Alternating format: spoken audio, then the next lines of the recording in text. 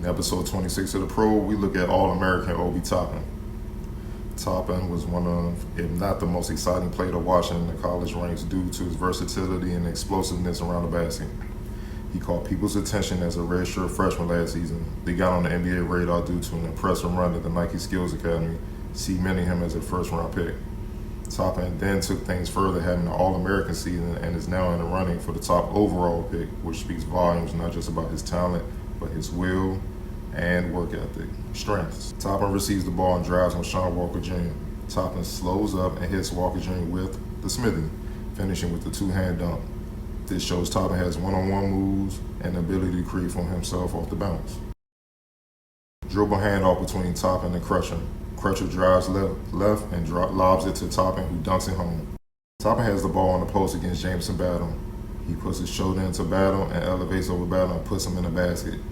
At 6'9", 220, when the smaller player switches on him, this is exactly how it should end the majority of the time, especially when he gets to the lead. Kansas is in transition. Toppin is at the free throw line awaiting Kansas big man Udoka Azubuike, who he is matched up with. Azubuike receives the pass from Devin Dotson, who then quickly passes to Ochai Agbaji for a three-point attempt. Toppin runs from the middle of the free throw line out to Agbaji for a great contest, forcing the miss. This is pro-level range when it comes to covering ground defensively, a great value, especially in this three-focus time in the NBA. Toppin allows Chase Parr to flash to the top of the key, baiting Jameer Nelson Jr. to throw a pass, thinking Parr is open. He does. Toppin steals it, going all the way for a 360 dunk. Toppin gets out ahead and displays his explosiveness, going between the legs for the dunk. Once he steps in the league, he will be among the better all-around athletes the league has. The scary thing is, he still has room to grow physically and athletically. Toppin bangs with 7', 270 pounds Azubuike deep in the lane. As Azubuike spins back left, Toppin holds his position and strips Azubuike, who makes the Cardinals end up bringing the ball down around quicker plays. It shows Toppin's versatility defensively, holding his own in the post against the center and getting the stop. Kansas guard Agbaji drives, but Toppin uses his left to bother Agbaji and forces a miss. Jerry Matos grabs the ball and is off to the races. Toppin sprints the floor, basket to basket, finding himself wide open. Ryan Meixel finds him inside for the lay-in. Against bigger front court players, Toppin's speed and ability to run the floor will be an advantage most nights in the NBA. Toppin receives the pass at the top of the key. Reverse spins, drives left on Agbaji, and knocks down the runner over Azubuike. Soft touch and scoring instincts of a guard will make him a hard matchup at the next level, and why I feel he will transition to a full-time wing in the pros. Toppin receives the pass on the sideline right in front of the Jayhawks bench. Toppin starts his move on Agbaji with the Jayhawks bench yelling out tips to stop Toppin.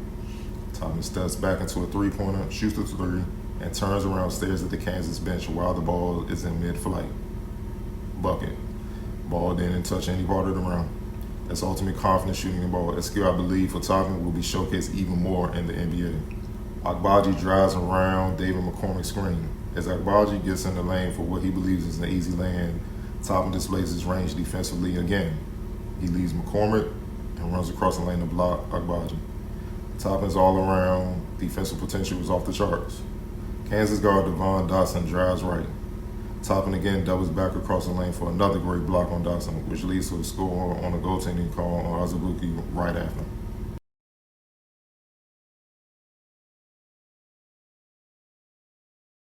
Dayton gets a turnover and races up the floor.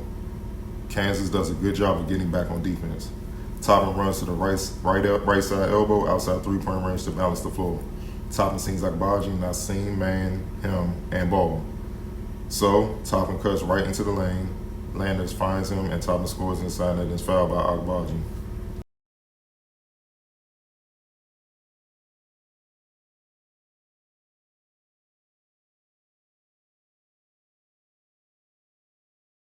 Weaknesses. Bad defense.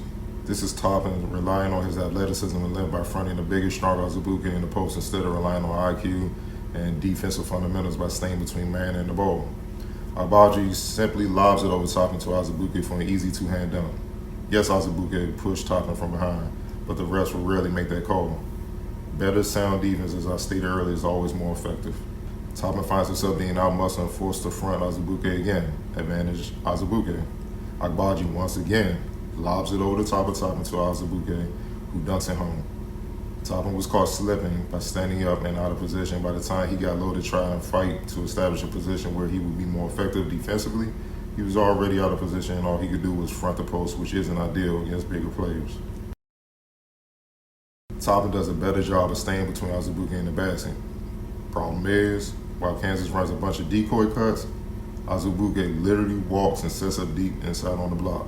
When Azubuike finally flashes inside the lane, he's so deep inside, all Toppin can do is get his hand up as Azubuike converts a jump hook. To make matters worse, Toppin came down with his arms fouling Azubuike. Post defense starts before the big starts to post.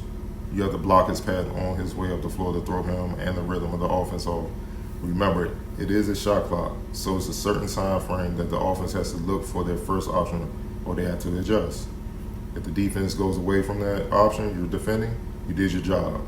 Azubuike is a load, but in these plays, he was allowed to set up way too easily. Toppin is a prototype forward in today's NBA, an athletic freak with size, shooting ability from all three levels, length, and skill, which enables him to make an impact at both forward spots. With him being a late bloomer, I still feel he has a lot of room to grow. I see a Sean Marion type impact coming from Toppin. 2010 and 5 should be the norm as he adjusts to the rigors of the NBA.